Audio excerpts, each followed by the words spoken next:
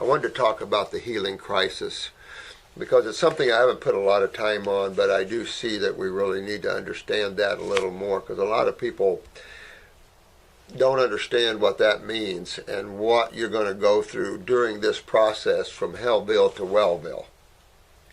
So we need to talk about that because there's so many different levels of individuals out there. The human body is so many different levels of that, depending on your diet, your genetics, coming out of the ethnic groups and the type of food you ate and that sort of thing. If certain foods break the body down more rapid. So when you're looking at high protein type diets, of course, those people have a lot of problems with the kidneys and the lymph systems and stuff like this.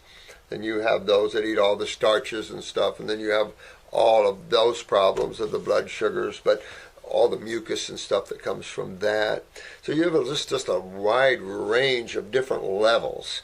You know, it's not everybody isn't walking into the doorway of detoxification at the same level. Here's a good example of one. This lady wrote in. We don't know whether she's a member or not, but her husband just completed 28 days of raw fruits and vegetables followed by a 10-day water fast. And now he's of a vile temper. He has been mean to her family, the dog, everything. So it's appropriate that we talk about healing crisis, but I thought that was interesting. I've seen this before too, you know. And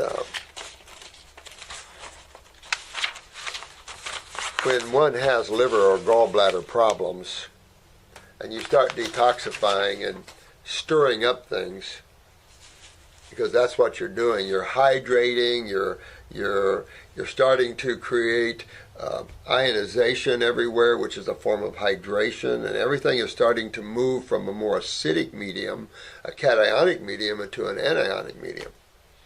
So you have a lot of things that break up when you do that. You've got stored toxins and all types of things that release. You know, old haunts coming back to haunt you is a big part of healing crisis. If you use pharmaceuticals and the manner from which they're prescribed, they're mostly suppressants. So when you suppress with an antispasmodic or with I'm talking pharmaceutical world here, or with an anti-inflammatory or a pharmaceutical made steroid, you are adding more acid chemistry in the body and you're creating more of this cationic environment, which is an environment of dehydration, of suppression, of accumulation.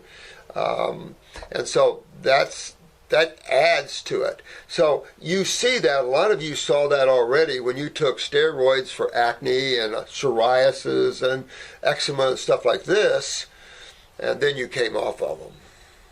And wham! Your skin exploded. That's exactly, and it tells you that is a suppressant. Had nothing to do with healing anything. Pharmaceuticals and medical doctors are not about healing and regeneration of tissue. They're not into that. That's not their field. Their field is simply about the world of diseases, which we strongly disagree with.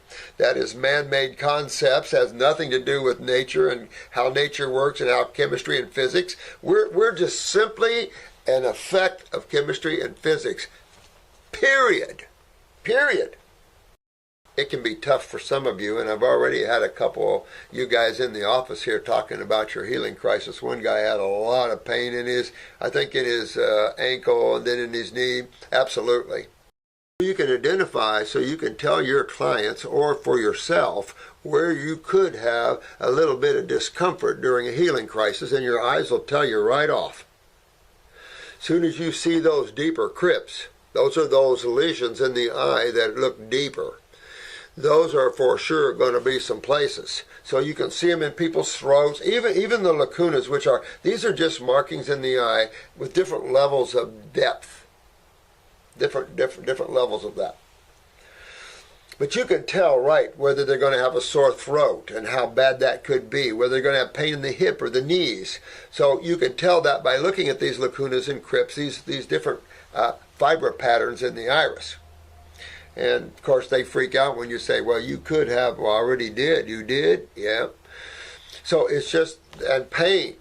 I'm telling you, this one case, this was a young lad that the local newspaper brought to us. And he just got back from Moffitt. He had stomach cancer, and he was diagnosed with stomach cancer from Moffitt. And that's a big cancer center in Tampa. And they wanted to remove 2/3 of his stomach and put him on a little chemo and radiation. And the editor of the newspaper actually took him up there because I guess they became friends or something. I don't know, but... So he came in my office after he got back from Tampa, from Moffitt, and he was telling me this story, and he said, well, I wanted to know because I'm making a story about this. We've heard about you, and I'm putting together a story, and I'm going, well, it's just interesting. So he said, and they want about 95 grand, and that'll be about the minimum for that. Well, come to find out, this young lad was from New York City and had been in the hospital multiple times with ulcers. And that, of course, all the warning signs were there for him, and no one was able to help him, of course. And he ran up hundreds of thousands of hospital bills. So he left there, came down here, probably started the same cycle.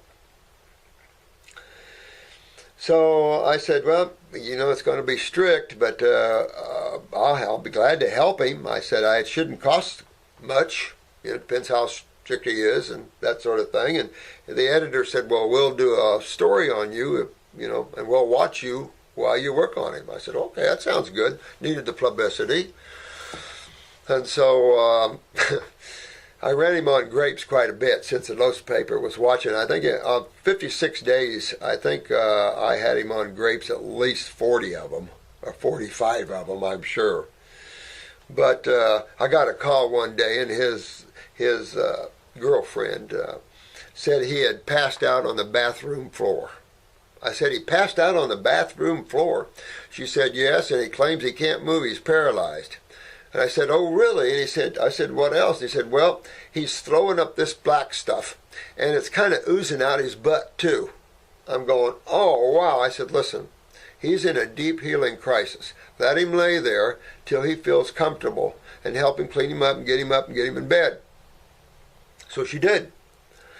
Well, the next day, he called me and said, I said, how you doing, man? He said, I'll tell you what. He said, about an hour or two after she got me to bed, she said, this power came into me that I've never felt.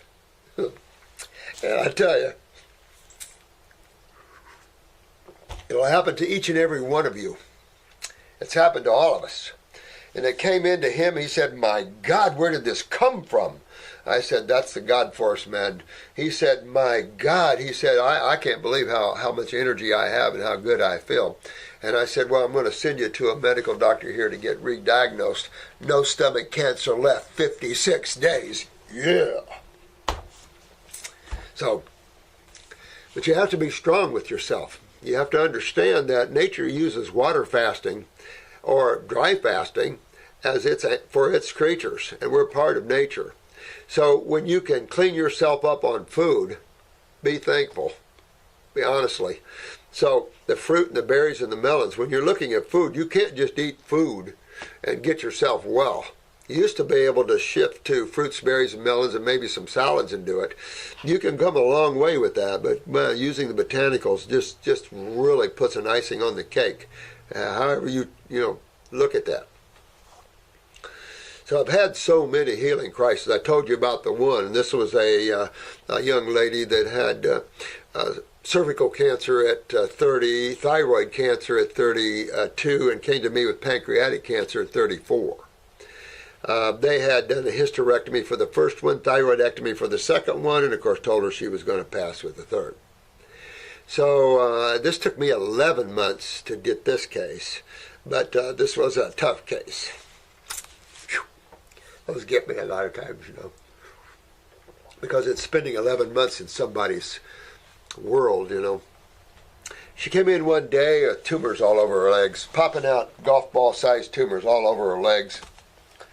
And her medical doctor, she freaked out and went to her medical doctor, and her medical doctor said, well, her cancer had spread all through her. She didn't have long to live.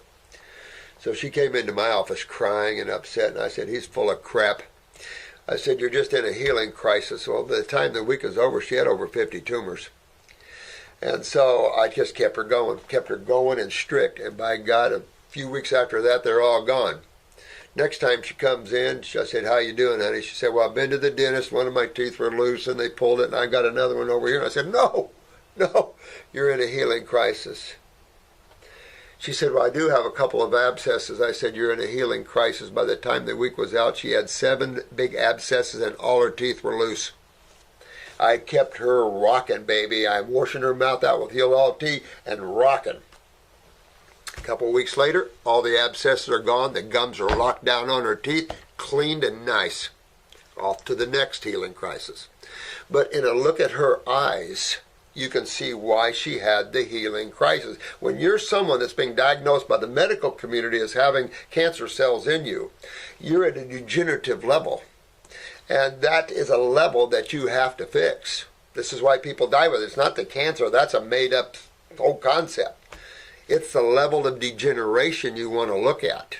When you're mutating your cells, and I've said this before, the human cell has never been so degraded as you see now. So it's just, we have to turn things around, and thanks to you guys, you beautiful souls out there, you're doing it. You are the higher ones on the planet. And as you come in and see these videos, understand that. This is about you and feeling good and being happy in your world. Yeah, we can go through angers. This poor lad is really giving his wife and family a hard time. That's why the herbs are helpful. The herbs are helpful because I run you on a program. I've watched these healing crises for 40-some years. I've been through them myself all these years, back and forth. So, we've detoxed several 100,000 people. My good friend Jensen's detoxed 300,000 people. So, we all know what's up, pretty much. Well, there's always something new, of course, but we know where you're going with this and with the outcome of this. But a lot of times it's scary for you, and I understand that. And a lot of you have went to the emergency room with this, and we've actually sent people to the emergency room. Want to be sure. We don't want to hurt anybody because some people are pretty advanced in their issues. And when your body is 50% in a degenerative state, you're in trouble. So an ER trip is good because those guys can stabilize our people. They might not understand what a healing crisis are, and 99.99% that our clients call us back and say they didn't find anything. I said they're not going to, but at least they keep you there to be stabilized, because some of these healing crises are dramatic. The body can put itself through some crap, brother. And this is why I designed these herbs like I have and these programs like I have, to keep that to a minimum. When you go full bore from an omnivorous diet into a fruitarian diet, you're going to get your butt kicked. There's a process to work and wean off of that. It's like stopping a steroid when you've been on it for 10 years. You're going to get your butt kicked because you've been suppressing everything for 10 years and suddenly you just stopped it. The gates are going to fly open. Because the body's job is to get rid of that which it shouldn't be in it. That's why there's elimination is a vital part of understanding wellness. Proper elimination. That's what most docs on this planet don't get, is the role of the kidneys and the lymphatic system. You guys do. That'll put you on top of all the physicians of the world, because no physician can get anybody from Hellville to Wellville without understanding the lymph system and what they're doing. Especially you advanced cases that are in wheelchairs and things like this. And you can get yourself out of these chairs. You can get yourself out of these things. And if you don't, it's only your lack of self-discipline. And let me tell you, you're in a chair, I'm in a chair, I want out of that friggin' chair. So I'll do whatever it takes to get out of that chair. And that's what you guys need to do. You're in a wheelchair, you get out of that chair. Just because the rest of the world can't get you out of it doesn't mean we can't. You can't lay that on other people. That's what our expertise is, the regeneration of tissue. Whether you're in a chair 50 years or 2 years, doesn't matter. And it's not just those in chairs. Whatever level you are, bedridden or what. Yeah, can take a little while. You can go through hell getting well, no question. Ups and downs, angers and happiness and things like this. I had a quad. She was a C3, C4 quad, head-on car crash, complete spinal cord separation. Well, she was called the Velcro Queen because her spasticity was so high, she'd throw herself right out of the chair. So they had her tied in, and she could only move at a C3, C4. You don't have any of this. You only have your tongue. So she had a little lever on her wheelchair to move it with her tongue. She actually made me a stained glass piece with her mouth. God, amazing. So the first 3 months were hell. She would call me laughing one minute, call me cussing me the next minute, and call me crying the next. All that emotional trauma, all that inner, and all that through lifetimes was coming out. So it's up and down and up and down. Her caregiver wanted to kill me. I said, I can't help it. I don't have control of that, except stop the healing crisis. And the way you stop a healing crisis, the way you stop getting well, is start eating cooked food. That's the first thing you got to do. You don't want to slide yourself all the way back to the meats and dairies and all the crap like that, because then it will kick your butt. But just start eating cooked vegetables is enough to slow up a healing crisis. I mean, it shows you that eating, taking out energy slows you down. You know, taking a food and cooking it and destroying the energetics of it and bonding the chemistry of it stops you from getting well. But they're needed sometimes in the process, because remember I told you this is an art. And those of you that are involved in this beginning to see the fact that this is an art. And the art is taking each individual from their individual state and moving them through this maze of detoxification. The healing crisis is just a part of this journey. And it's not all that bad. But you can have headaches when you start this. You can have some of the old symptoms coming back. But I'll tell you this. I had this in MS. I've had this in, what's that just chokes you off and scars you up? Oh gosh, that slipped my mind. I was trying to think of that the other day. Had a couple of those cases. My God, scleroderma. Oh my God. I had 2 cases in the past that showed me this. One was a scleroderma case, and she's about 19 years old. Well, scleroderma is a highly advanced acidic place. Get in the connective tissue, it just kind of chokes you off, and pretty soon you're scarred, you can't breathe, and you die. So I had a 19-year-old, and she was getting bad, and so I ran her through the detox. Better, good, and all symptoms, everything's gone. Medical doctor's happy as hell, everything is good. Suddenly all the symptoms come back. She calls me up, she says, oh my God, I've got it back. All my symptoms are back. I said, no, honey, no. That's just a detox. Just a detox. And sure enough, as soon as she went through that, for about a day or 2, maybe 3, all gone. Totally clean, gone out of her system, totally healthy. MS case. Same type of thing. Walking, everything's good. Suddenly she had a healing crisis, couldn't walk again, everything's down. A few days later, back up again she went and everything else. You just never know. Here's one for you. Had an Amish lady and had her on a monthly schedule. We were talking every month, and I asked her how she was doing one month, and she says, oh, I've got poison ivy all over me. I said, oh, where'd you get into that at? She said, well, I didn't. I said, you didn't? She said, no, this is from the detox. This is where I had it all before. Conk. She taught me a valuable lesson. And when you understand it's just the acids interfering with your acids, what you do with stinging nettles, and you invoke a symptom there. Of course, I don't like that sort of herbology, but she was detoxing the acids from the plant and herself out of her system, which was stuck in her lymph system the same place it was before. Shows that her lymph system wasn't moving well. See, when your lymph system isn't moving well, poison ivy, all the poison oak, all these things, they'll become real to you. When you're cleaning that, you can touch that, eat that. But when you got a lymph backed up, that's when all the crap hits you, the allergies and all this. That's all sewer system stuff. You clean that out, and you'd be surprised where you can walk.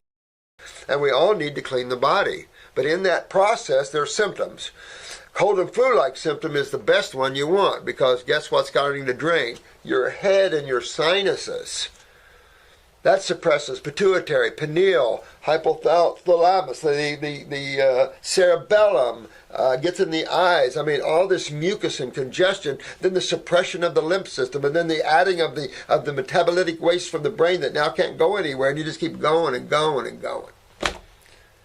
All that can be cleaned out of the body. All these acids, all this acidosis, all this inflammation, inflammatory responses to that, all cleaned up and everything rebuilt. Just realize that we go through all types of ups and downs during this process. So anything's up for grabs, and everybody's an individual. Emotions can come pouring in. Images of things coming in from you don't know where. Let it all pass through. Let everything pass through. You pull back, become strong. When you're detoxifying, make this your special time. But the ups and downs of detox is very real. And we can't make conclusions out of that. It's like this, Brian made this conclusion that, excuse me, this lady ended up in ICU because she ate hybrid grapes. Oh my God. I mean, that's the kind of conclusions that some of the people that are trying to be practitioners can make, but you can never be a good practitioner with that kind of consciousness, because you're blaming the very thing that you're using to get them well that no one else had that problem with, and it has nothing to do with that. These are healing crises. And if you're not careful, and this is, you'll find why I got these herbal formulas the way I do, and that's to help me with healing crisis. So it's less on you guys, and we can get deeper into the body. So when you open up the kidneys and everything at the same time, your healing crises are so much better. Some of you are still going to explode through the skin. That one is really tough for me, because you've been building up right under the skin, which is subcutaneous. It's called subcutaneous layers of the skin. So it's under the dermis, epidermis, and subcutaneous. So it's hiding under there, affecting the redness of the dermis. But when you start detoxing, boom, they're itching because it's full of fungus, because there's always carbohydrates involved. There's always fermentation and putrefaction somewhere in the human body. So you're always going to have bacterials and funguses in the body to some extent. Of course, bacteria is essential to have in the human body, particularly in the lymph nodes. You get your wellness. And if you're having a hard time, we got a whole bunch of staff to help you. And we're here to help. But you take the journey on yourself. Because from here on, you be the driver of your own car. Now, some of you are real young that listen to this, so you'll have to let your parents drive your car for a while.